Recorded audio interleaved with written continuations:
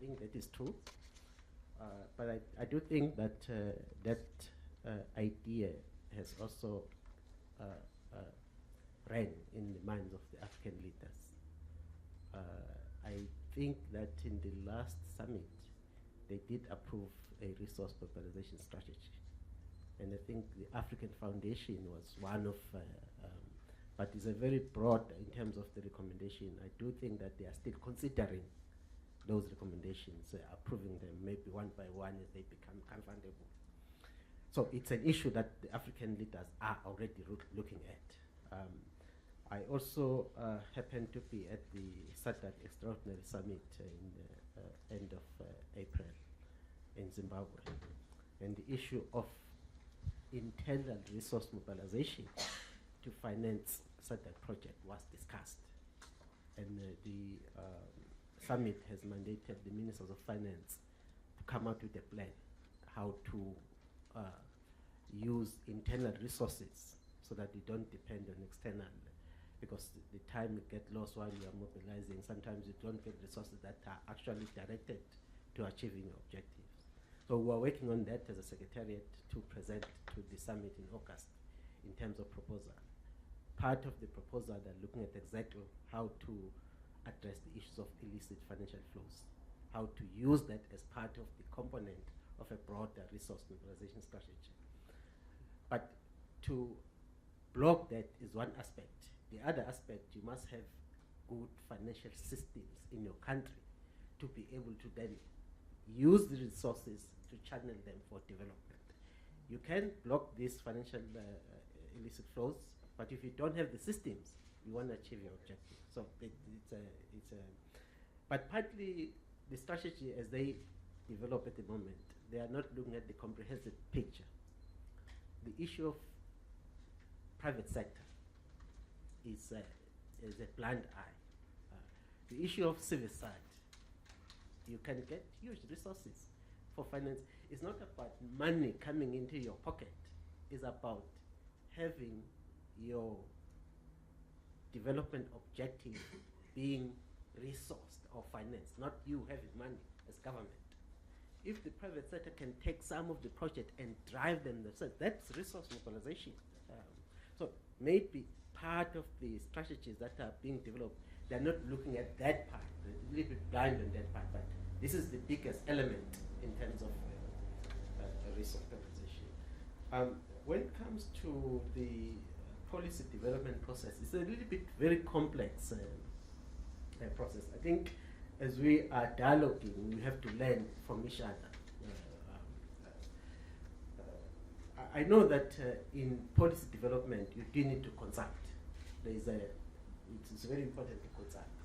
But society has developed methodologies of that. You elect your leaders that have to consult with you. Even at the country level. Now, at the, say, regional level, for instance, you have 15 countries. You have a 300 million population. How can you go down on the grassroots?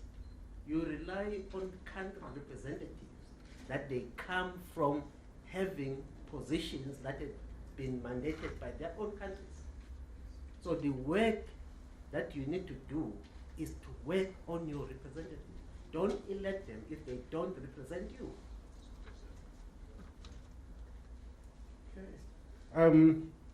I think on the corporate social responsibility, it's a very good approach, but you know, business has a potential to address hunger, to address poverty, but not through social corporate responsibility.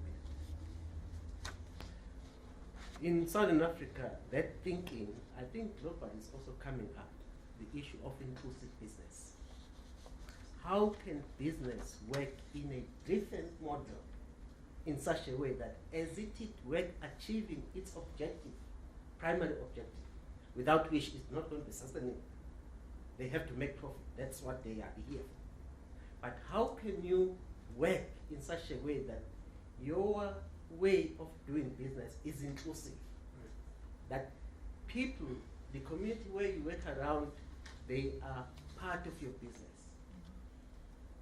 Part of you. If in fact, you even make more money if you approach. And some companies are already doing that, not only in South Africa, but in South Africa they're already doing it. I think Tiger Brand is probably doing that. That model of inclusive business, but it's still a drop in the ocean. You need to get a critical mass. Once you do that, you will be able to have a sustaining solution to addressing the issues of poverty. Thank you.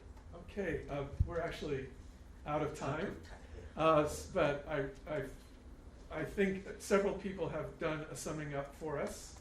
There's a real call to action in two major areas that we've heard from everyone, and that is partnership, and that takes work. We're going to have to really work to create the kinds of partnerships and alliances that we've heard really everyone from every sector calling for. And I'm personally excited about that. I know in my meetings with other civil society groups here, there's a lot of excitement about that.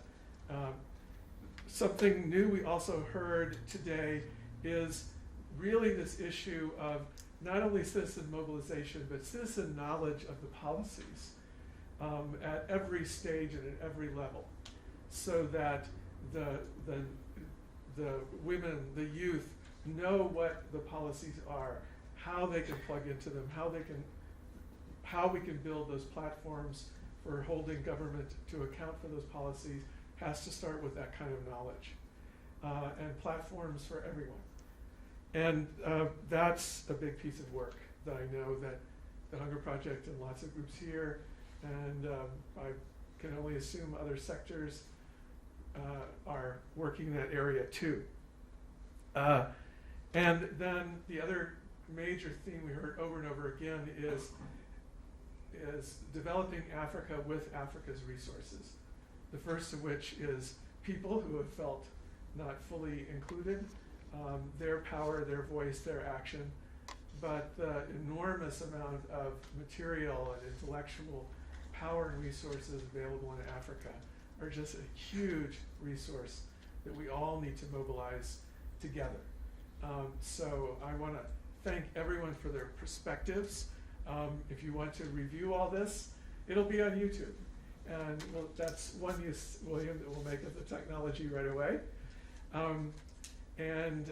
I very much want to thank everyone for their comments, their thoughts. If you have more, you can email them to us. You have our information on the brochure. You've met our Vice President for Africa and our President and CEO. We're now going to go into a beautiful, lovely reception in this truly remarkable facility that we are so honored to have been invited to participate in. I want to thank again the Nelson Mandela Foundation for hosting us and everyone for their participation. And so thank you very much.